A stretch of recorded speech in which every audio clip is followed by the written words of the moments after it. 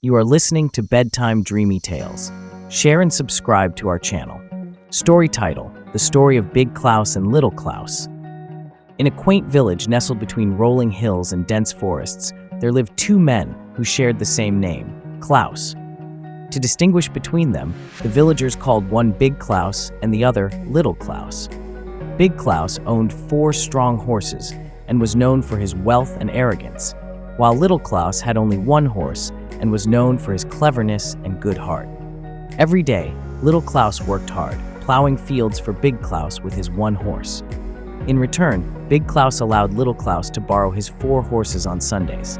On those days, Little Klaus felt like the richest man in the world, proudly cracking his whip and shouting, "Gee up, my 5 horses!"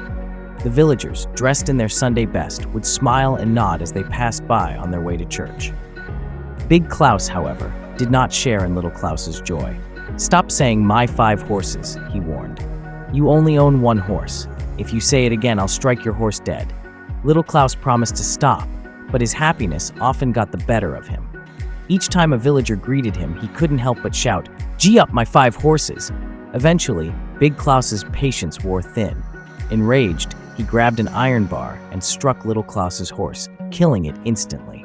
Heartbroken, Little Klaus skinned his dead horse and decided to sell the hide in the town. He set off with the horse skin in a sack, but a storm forced him to seek shelter at a nearby farm. The farmer's wife refused to let him in, so he found a spot to rest between a haystack and an outhouse where he could see into the farmhouse through a crack in the shutters. Inside, the farmer's wife and the local Sexton were enjoying a secret feast. Little Klaus watched hungrily, wishing he could join them. Suddenly, the farmer returned home. The Sexton, knowing the farmer's hatred for him, hid in a large chest, and the wife quickly stashed the food in the oven. The farmer, seeing Little Klaus outside, invited him in. As they sat down to a meager meal of porridge, Little Klaus thought about the hidden feast. He stomped on his sack, making the dried horse skin squeak. "Quiet, wizard," he whispered loudly. "What's that?" asked the farmer. "It's my wizard," Little Klaus explained. "He says we shouldn't eat porridge because there's a feast in the oven." Curious, the farmer checked the oven and found the hidden food. He believed Little Klaus's story and invited him to share the meal. As they ate, Little Klaus stomped on the sack again. "He says there are 3 bottles of wine in the corner," he added. Sure enough, the farmer found the wine and they drank heartily. Impressed, the farmer asked if the wizard could summon the devil. "He can," said Little Klaus, "but the devil looks like a sexton and it's frightening." Unfazed, the farmer insisted on seeing the devil.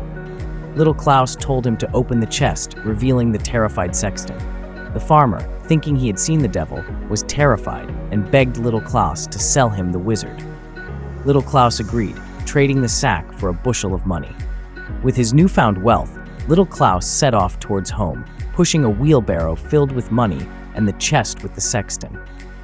As he crossed a bridge over a deep, fast-flowing river, he decided to get rid of the chest. "I'll throw this chest into the river," he said loudly. "If it floats back to me, fine. If not, no matter." From inside the chest, the sexton heard this and begged to be released, offering Little Klaus a bushel of money in return.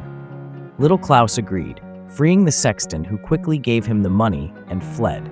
Delighted with his fortune, Little Klaus returned home. Big Klaus, curious about his neighbor's sudden wealth, smeared tar on his bushel measure to find out what Little Klaus was measuring. When he found silver coins sticking to the tar, he rushed to Little Klaus's house. "Where did you get all this money?" demanded Big Klaus. "From selling my horse's skin," Little Klaus lied. Greedy for riches, Big Klaus killed his 4 horses and took their skins to town, demanding a bushel of money for each. The townsfolk, thinking he was mad, beat him and sent him away. Furious, Big Klaus swore revenge.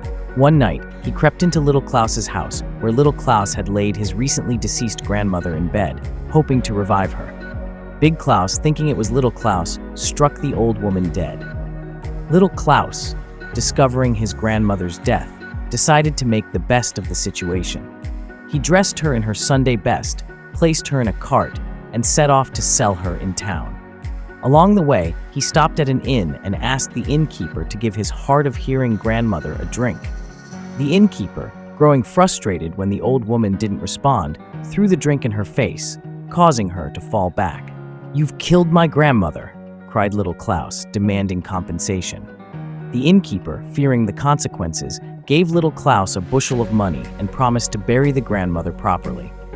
Back home, Little Klaus sent a boy to borrow Big Klaus's bushel measure again. Big Klaus, seeing more money, demanded to know where it came from. "I sold my grandmother," said Little Klaus. "She fetched a good price." Envious, Big Klaus killed his own grandmother and took her to the apothecary, hoping for a similar profit. The apothecary, horrified, threatened to have Big Klaus arrested. Terrified, Big Klaus fled home. Determined to end things, Big Klaus captured Little Klaus, stuffed him into a sack, and set off to drown him. Stopping at a church to listen to a hymn, he left the sack outside. Inside the sack, Little Klaus twisted and turned, calling for help. An old shepherd passing by heard him. In exchange for Little Klaus's promise of death, the shepherd freed him and took his place in the sack. Big Klaus returned, hefted the sack over his shoulder, and threw it into the river, thinking he had finally rid himself of Little Klaus. Satisfied, he went home, only to find Little Klaus herding cattle. "How did you escape?" Big Klaus demanded. "These are sea cattle," Little Klaus explained. He spun a tale of a beautiful underwater world where the river led to the sea, full of wondrous creatures and riches. "Can I get sea cattle too?" asked Big Klaus. "Yes," said Little Klaus, "but you'll need to jump in the river yourself." Big Klaus, desperate for wealth, had Little Klaus help him into a sack with a stone for weight. Little Klaus then threw him into the river, where he sank and drowned. Little Klaus lived happily ever after, enjoying his wealth and the admiration of the villagers, who marveled at his cleverness and wit. He never had to worry about Big Klaus again, and every Sunday he plowed his fields with a contented heart, knowing he had outsmarted his foe. If you like this story, please give this video a like.